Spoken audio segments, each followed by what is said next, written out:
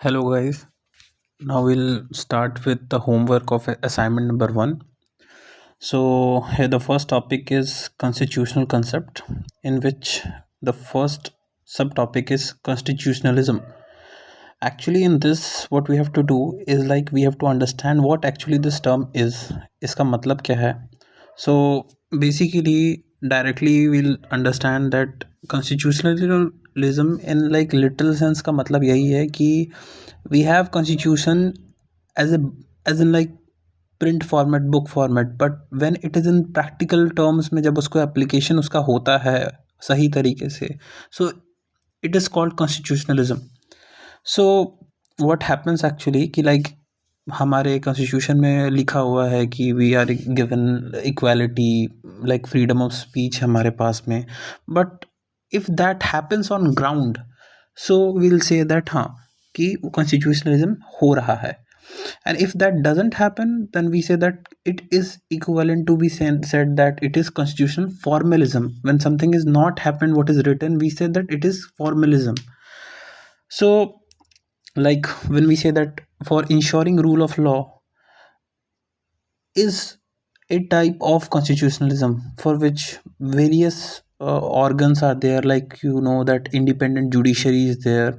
Our constitution ensures separation of power. Even in the article, I think article 50, I guess there is a provision of separation of executive from judiciary to ensure separation of power. Even the concept of popular sovereignty, in which actually every public policy or any public project is done or is executed in the name of public. For the concept of publicness, everything is done in the name of public. Even the constitution is adopted by us only, we the people. So we need to understand this thing, that basically constitution is the idea and constitutionalism is its practical execution. So basically constitutionalism में इतना would be like sufficient thing. So हमें इतना चीज़ समझना होगा कि constitution में actually इसको थोड़ा सा हम ऐसे भी देख सकते हैं कि लाइक जैसे टू इंश्योर दैट जो कॉन्स्टिट्यूशन में लिखा है वही ग्राउंड पे हो, तो यू कैन अंडरस्टैंड लाइक कैसे लेजिस्लेचर जो है, जैसे एग्जीक्यूटिव जो होता है उस पे लेजिस्लेचर का कंट्रोल होता है.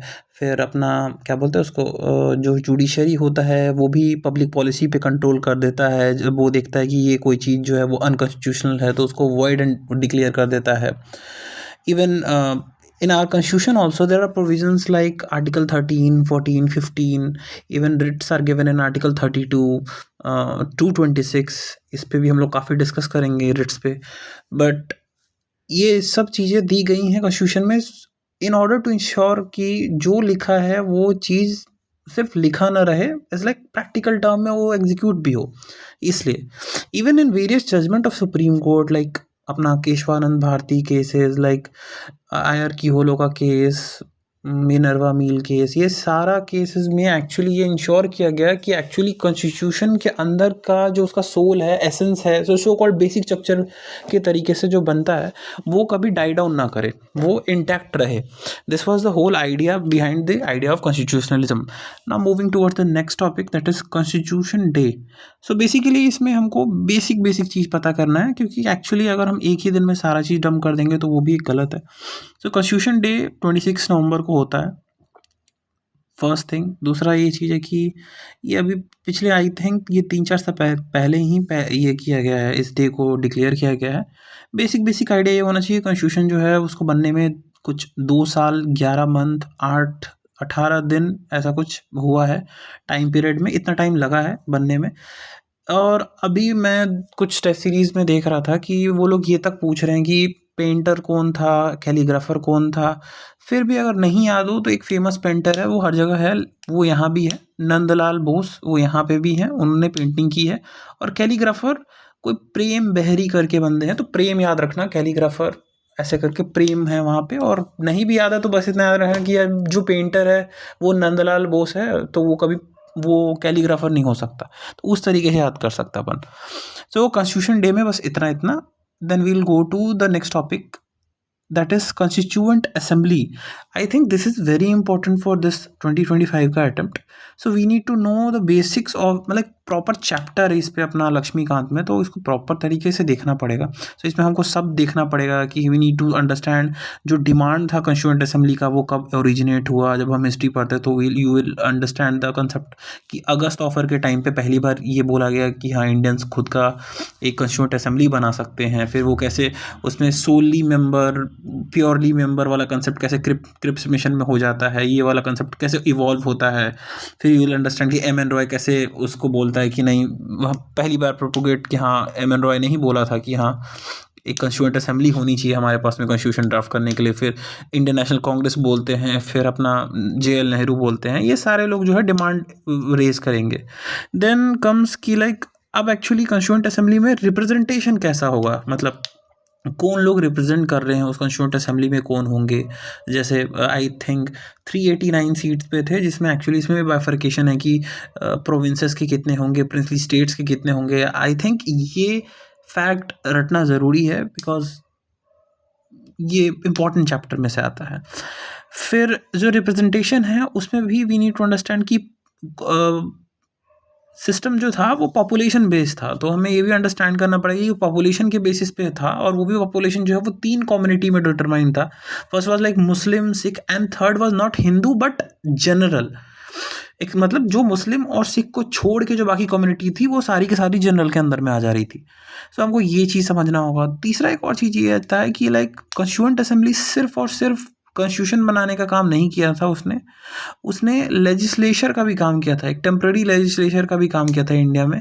तो उसने उस टाइम पीरियड में कुछ 5-6 काम किए थे, वो भी हमें पता होना चाहिए. लाइक जैसे हमारा नेशनल फ्लैग हो गया, नेशनल सिंबल हो गया, रविंद्रनाथ टैगोर को रविंद्रनाथ टैगोर बोलना सॉरी, राजेंद्र प्रसाद को first president of India declare करना, ये सारा चीज़ जो है वो हमको लक्ष्मीकांत में उसका डेट वाइज भी दिया हुआ है. सो उसमें एक कोई है, आई डोंट रिमेंबर, शायद मेरे ख्याल से नेशनल फ्लैग वाला जो है वो शायद 19 बहुत पहले हो जाता है, 22 जुलाई के आसपास हो जाता है. तो आप डेट्स देख लेना, वो इम्पोर्टेंट है. सो ये देखना ज़रूरी है. तो हमको ये देखना है. और उसके बाद में ये चीज़ है कि एक फ्रेंच प्रैक्टिस है जिसके अंदर सच्चिदानंद सिन्हा जो है वो उसके हेड हैं, कंस्टिट्यूएंट असेंबली के हेड बनते हैं. इवन राजेंद्र प्रसाद, जब लाइक ऐसा सिस्टम रहता है कि जब लेजिस्लेटिव बॉडी वाला काम कर रही है कॉन्स्टिट्यूएंट असेंबली तो कोई और बंदा उसका हेड रहेगा, और जब वो कॉन्स्टिट्यूशन बनाने का काम कर रही है तो कोई और बंदा उसका हेड रहेगा. तो ये एक बाइफर्केशन वो बुक को मतलब दिया हुआ है ऑलरेडी उस चैप्टर में, तो वो देखना है अपने को. फिर जो कॉन्स्टिट्यूएंट असेंबली के अंदर में कमिटीज़ हैं, जो माइनर कमिटीज़ हैं, मेजर कमिटीज़ हैं, आई वुड से लाइक वो ऐसा नहीं कि माइनर देखना है, मेजर छोड़ देना है. मुझे लगता है कि एक्चुअली पर्सनालिटी बेस्ड है कि वल्लभ भाई पटेल वाला, इवन रविंद्र राजेंद्र प्रसाद वाला, जवाहरलाल नेहरू वाला, के एम मुंशी वाला, एटलीस्ट उतना तो देखना ही चाहिए ताकि एक्चुअली हम बाकी को एलिमिनेट करके लाइक वो कर दे कि हाँ ये नहीं हो सकता, वैसा वाला कंसेप्ट. सो वो देख सकते हैं हम. उसके बाद we'll move to the next important thing that is B R Ambedkar. मेरे हिसाब से I think this is also very important for 2025 का प्रीलिम्स का examination. So now we'll because we are discussing polity, so we can stick ourselves to polity वाला element. So we need to understand कि constitution बनाने में actually इसका B R Ambedkar का क्या role रहा है. Further when we read about Ambedkar we will study about Mahad Satyagraha, Bahishkrit Hitakarini Sabha, independent labour party, and his work on annihilation of caste, who were the Shudras. मूक नायक जो इसने न्यूज़पेपर चलाई थी, जनता न्यूज़पेपर, बहिष्कृत भारत न्यूज़पेपर. इवन जब हम हिस्ट्री पढ़ेंगे तो will come to know about his role during the round table conference, his role during the Poona pact which he signed with Mahatma Gandhi. So ये सारा चीज़ विथ टाइम हमको मिलेगा पढ़ने के लिए, तो वो कोई दिक्कत नहीं है. लेकिन अभी इस टाइम पे हमें बेसिकली इसका पॉलिटी वाला रोल में we need to restrict ourself to कि इन्होंने क्या क्या काम किया था, मतलब कॉन्स्टिट्यूशन बनाने में एक्चुअली वो उस पर फोकस करना है. Third is like governance structure. तो उसमें वी नीड टू अंडरस्टैंड कि what is the basic difference between parliamentary and presidential system and why India choose parliamentary system over presidential system. Basic है इसमें कि because we had an experience of 1935 का act, जिसमें actually parliamentary system का ही swag था। दूसरा important ये चीज़ है कि post independence there was a committee, I think Swaran Singh committee only, who said that this parliamentary system is working very well and we don't need to like switch to presidential system. That's it. Then we need to understand the concept of separation of power. Separation of power में मुझे हमें समझना होगा कि actually what actually is this. इतना deep में नहीं जाना है मोंटेस्क्यू और उसका क्या लॉजिक है। मोंटेस्क्यू बिकॉज वो थोड़ा पॉल साइंस वाला हो जाएगा, बट एक्चुअली हमें ये मोंटेस्क्यू एक नाम तो जानना ही है कि ये सेपरेशन ऑफ पावर क्या होता है, water tight separation of power क्या होता है, और फ्लूइड वाला कंसेप्ट क्या होता है कि हाँ मतलब लेजिस्लेचर जो है वो एग्जीक्यूटिव का एरिया में घुस सकता है, जुडिशरी जो है वो लेजिस्लेचर के। तो इस सेपरेशन ऑफ पावर से भी इंश्योर होता है कि कॉन्स्टिट्यूशनलिज्म जो हमने पढ़ा है वो एक्चुअली लेटर एंड स्पिरिट में फॉलो हो सके। तो हमारे कॉन्स्टिट्यूशन में ही एक्चुअली बहुत सारे प्रोविजंस हैं एक्चुअली जो इंश्योर करते हैं कि या तो लेजिस्लेचर एग्जीक्यूटिव पे कंट्रोल कर सके, या फिर एग्जीक्यूटिव जो है वो जुडिशरी पे कंट्रोल कर सके, लेजिस्लेचर जुडिशरी पे कंट्रोल कर सके। जैसे इम्पीचमेंट ऑफ जजेस हो गया, जो जो वो जो क्या बोलते हैं जजेस इंक्वायरीज एक्ट 1968 से गवर्न होता है, या फिर हम जो बजट का जो प्रोविज़न है उसके थ्रू लेजिस्लेचर जो है वो एग्जीक्यूटिव पे कंट्रोल करता है। तो ये बहुत सारे प्रोविजंस है जिसके थ्रू में एक्चुअली हम इंश्योर करते हैं सेपरेशन ऑफ पावर, और इससे इंश्योर होता है कॉन्स्टिट्यूशनलिज्म जो कि फॉलो होना चाहिए रूल ऑफ लॉ को ग्राउंड पे काम करने के लिए। फिर हेड ऑफ स्टेट और हेड ऑफ गवर्नमेंट में बेसिक क्या क्या डिफरेंस होता है, इसमें कोई ज़्यादा इजी चीज़ है कि लाइक प्रेसिडेंट जो है वो हेड ऑफ स्टेट कहेंगे और हेड ऑफ गवर्नमेंट जो है वो प्राइम मिनिस्टर होगा। और ये वही कंसेप्ट है कि इंडिया में जो प्रेसिडेंट है वो बेसिकली एग्जैक्टली इक्विवेलेंट कंसेप्ट है जो अपना ब्रिटिश में अपना मोनार्क है।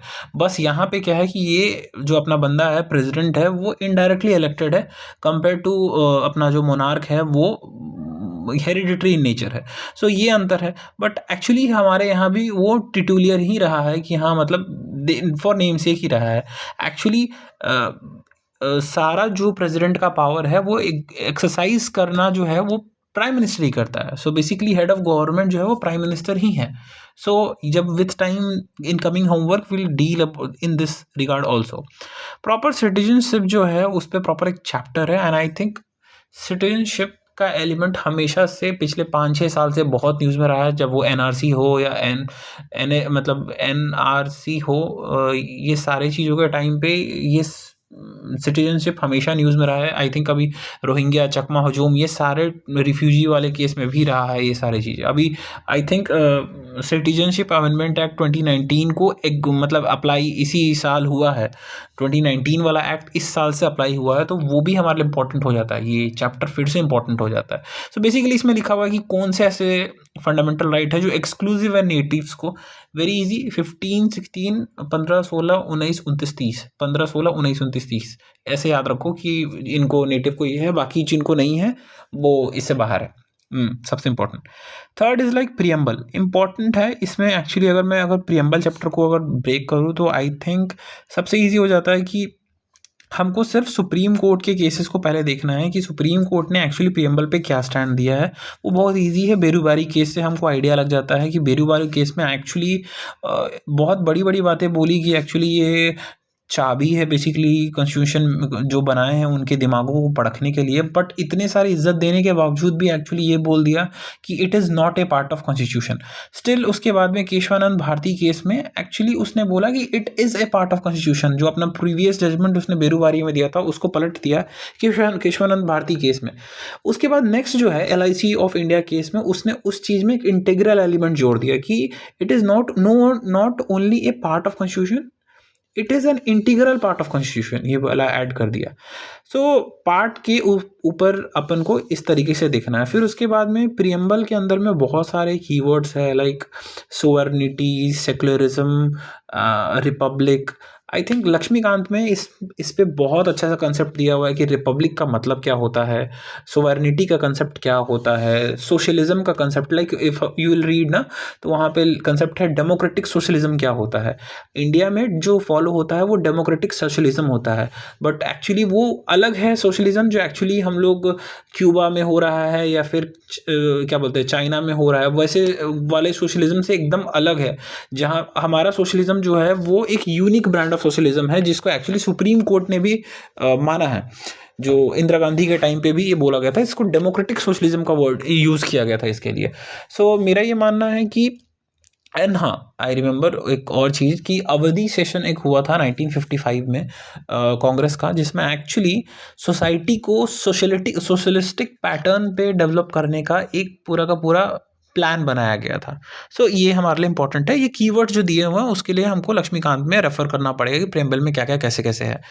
फिर अगला आता है role of bureaucracy. See, interesting चीज़ है कि ब्यूरोक्रेसी जो है, अगर हम वेबरियन कंसेप्ट पे जाते हैं, वेबर वो बंदा है जिसने actually bureaucracy as a concept, bureaucracy as a instrument to reach any goal को बनाया था कि लाइक एक पब्लिक पॉलिसी को एग्जीक्यूट करने वाली एक बॉडी होगी जिसको ब्यूरोक्रेसी कहते हैं।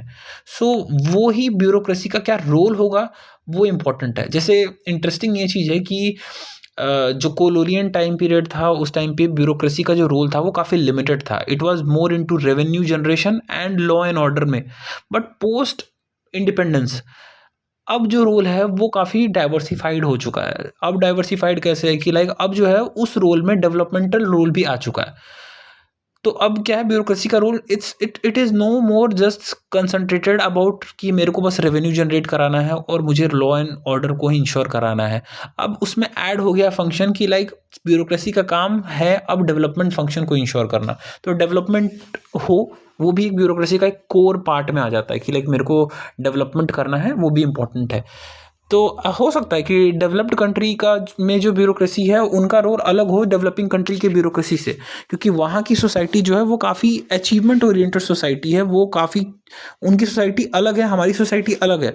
तो हमारे ब्यूरोक्रेट्स भी अलग होंगे और हमारी ब्यूरोक्रेट्स को एक्चुअली अगर जनता के हिसाब से देखा जाए तो उनको एक्चुअली वहाँ के लिए अगर सोसाइटी में चेंज एजेंट की तरह देखा जाता है। और हो सकता है कि डेवलप कंट्री में जो ब्यूरोक्रेट्स हैं उनको चेंज एजेंट की तरह ना देख के हम स्टेटस को मेंटेन करने वाले लोग, क्योंकि वहाँ पे अगर स्टेटस को मेंटेन हो रहा है तो वही कैपिटलिस्ट के लिए, कैपिटलिज्म को ब्यूरोक्रेसी आई ही एक्चुअली कैपिटलिज्म को सेव करने के लिए थी। पहला चीज़ ये इंपॉर्टेंट है कि रूल्स ऑफ लॉ जो भी बन रहे हैं, रूल्स रेगुलेशन जो भी बन रहे हैं, कैपिटलिज्म चाहता है कि इतनी वोलेटिलिटी ना आए रूल्स रेगुलेशन में। इसलिए वो चाहता था कि एक बॉडी हो जो एक्चुअली इंश्योर करे कि ये रूल्स रेगुलेशन जो है वो ब्रेक ना हो, उसको लोग फॉलो करें, ताकि कैपिटलिज्म एज ए कंसेप्ट जो है वो फ्लरिश करते रहे हमेशा, उसको कोई मतलब प्रॉब्लम ना हो। सो इसलिए ब्यूरोक्रेसी का बर्थ हुआ था एक्चुअली डेवलप्ड कंट्रीज़ में। लेकिन डेवलपिंग का कंसेप्ट अलग है, क्योंकि एक्चुअली देखा जाए तो अब हमारे पास में डेवलपमेंटल फंक्शंस भी आ गए हैं। एक सबसे बड़ा इशू, एक हम ये भी कहते हैं कि हमारी ब्यूरोक्रेसी फिर भी एक बहुत बड़ी फेलियर है, बिकॉज एक्चुअली जो ट्रेनिंग इंस्टीट्यूशंस है वहाँ पे एक्चुअली देखा जाए तो लॉ एंड ऑर्डर और रेवेन्यू जनरेशन कैसे बेटर किया जा सकता है उसकी ट्रेनिंग ज़्यादा दी जाती है कंपेयर टू डेवलपमेंट फंक्शंस की। क्या ट्रेनिंग होगी उसकी, ट्रेनिंग कम होती है। इस कारण से मोस्ट ऑफ द ब्यूरोक्रेट्स जब वो ग्राउंड पे जाते हैं तो वो एक अटर फेलियर हो जाते हैं। ये इंपॉर्टेंट है समझने वाली चीज़। Next we'll go to schedules of the constitution. अगर हम इस चीज़ को समझें, सो हमको इसमें समझने लायक ज़्यादा चीज़ नहीं है, बट एक्चुअली अगर हम प्रीवियस ईयर के ट्रेंड्स के हिसाब से जाए तो हम देखेंगे कि हर साल एक क्वेश्चन शेड्यूल पे नॉर्मली रहता ही रहता है। तो मेरे हिसाब से इसमें एक्चुअली हमको जो टोटल शेड्यूल्स हैं उनको सारे के पढ़ने पड़ेंगे और उसके बाद हमको उसके माइक्रो डिटेलिंग भी पढ़ने पड़ेंगी।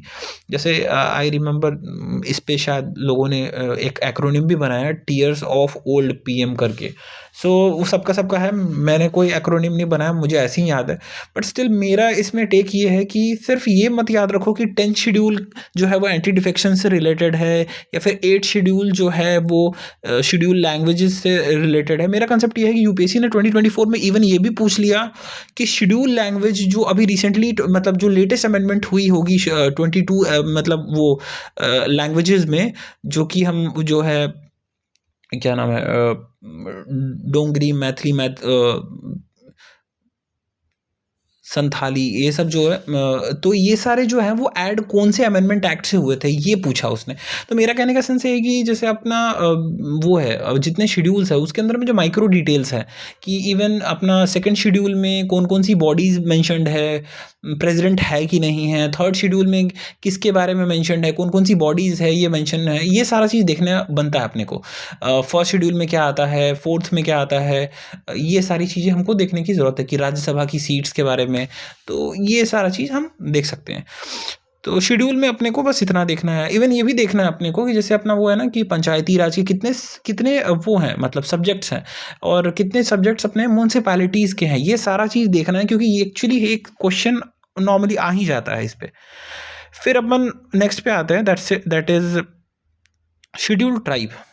ये इम्पॉर्टेंट है, ये इम्पॉर्टेंट है। और सोशल इशू में नॉर्मली ट्राइबल इश्यूज़ को जब अपन देखते हैं तो अपने को ये टॉपिक तो पढ़ना ही बनता है। मेरे ख्याल से अभी सोशल इशू का पीटी 365 नहीं आया है, but still you can go to this ministry of tribal affair का website and see the year end review कि एक्चुअली साल भर में ट्राइबल डेवलपमेंट के लिए क्या क्या हुआ है। ऐसे अगर फ्लैगशिप इनिशिएटिव पे देखूँ तो इट इज़ लाइक वो वन धन योजना, जहाँ तक मुझे याद रहा Van Dhan Yojana we can see, and Van Bandhu Kalyan Yojana, ये सब जो योजना है you should know about that thing.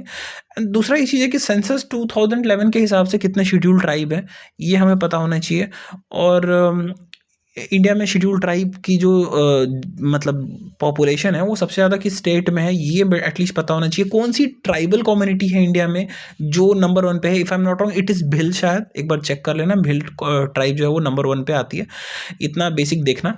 दूसरा इंपॉर्टेंट है वेलफेयर स्कीम, जब भी एक्चुअली स्कीम वाली ऑब्वियसली मतलब पीटी 365 आ जाती है सोशल इशू की, तो उसमें देखना कि क्या क्या साल भर में इस पे मतलब शेड्यूल ट्राइब में डेवलपमेंट हुए हैं उनके स्कीम रिगार्डिंग उनकी डेवलपमेंट के लिए। हाँ, एक अभी मेरे को याद है, आई थिंक प्रधानमंत्री जनमन योजना खूंटी डिस्ट्रिक्ट झारखंड से लॉन्च हुआ था।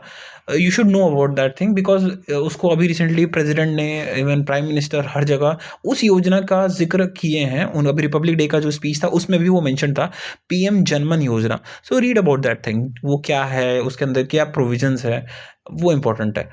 Then PESA is provision of, PESA का फुल फॉर्म मैं खुद भूल गया, तो वो देख लेना क्या है, मुझे याद नहीं आ रहा, कि extension of something in schedule area, panchayat extension in schedule area, शायद यही है फुल फॉर्म, जो भी है। So like it is very important act, इसका अपने को बेसिक फीचर्स देखना है। इससे रिलेटेड भूरिया कमेटी है, तो अपने को ये भी देखना है कि भूरिया कमेटी के क्या क्या रिकमेंडेशंस थे। रिकमेंडेशंस मेंस के लिए ज़्यादा काम किया है, बट एक्चुअली भूरिया कमेटी किससे रिलेटेड है बस इतना पता होना चाहिए। बट पेसा एक्ट के अंदर में क्या क्या है ये हमें पता होना चाहिए। पीवीटीजी पे यूपीएससी ने ऑलरेडी एक क्वेश्चन पूछ लिया है, if I am not wrong it is in 2018 और 19। इस बेसिकली बहुत ईजी है। Total tribal groups in India is 705, zero हटा दो उतना बेसिकली अपना पीवीटीजी है, तो 75 जो है वो पीवीटीजी है। अपने को ये याद रखना है कि UC Dhebar committee is related to PVTG, ये इंपॉर्टेंट है। देवर कमेटी ने एक्चुअली पीवीटीजी के बारे में बताया कि पीवीटीजी क्या होता है। पीवीटीजी बोले तो पर्टिकुलरली वनरेबल ट्राइबल ग्रुप्स, मतलब ट्राइबल ग्रुप्स के अंदर में भी एक सब ग्रुप है। मतलब कुछ लोगों को मतलब एक्चुअली क्या है कि हमको मानना होता है कि ट्राइबल ग्रुप जो है वो बहुत होमोजीनियस नेचर है। बहुत सारे जो पॉलिसी मेकर्स थे वो एक तरीके से ऐसे देख रहे थे कि ट्राइबल ग्रुप्स जो है वो काफ़ी होमोजीनियस सेक्टर है। बट ओवरऑल विथ टाइम लोगों ने पता लगाया कि एक्चुअली ऐसा नहीं है, होमोजेनिटी नहीं है, हेट्रोजेनिटी है ट्राइबल ग्रुप्स में भी।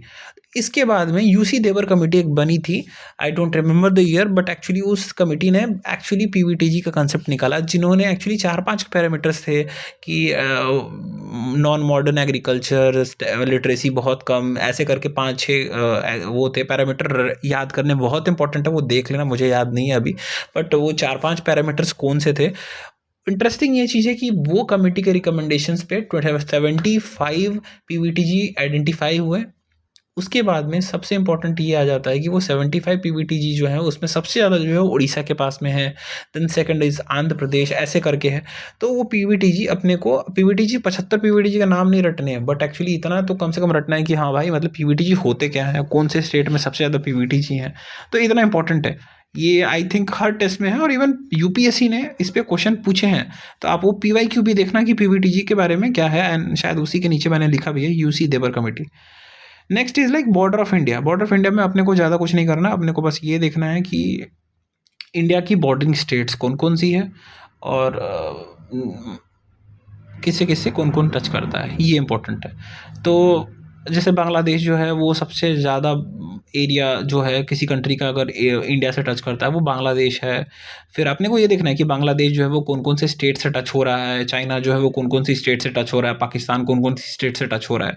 सो इसमें भी गेम बन सकता है अपन का, तो ध्यान रखने वाली ये बात है। Thank you.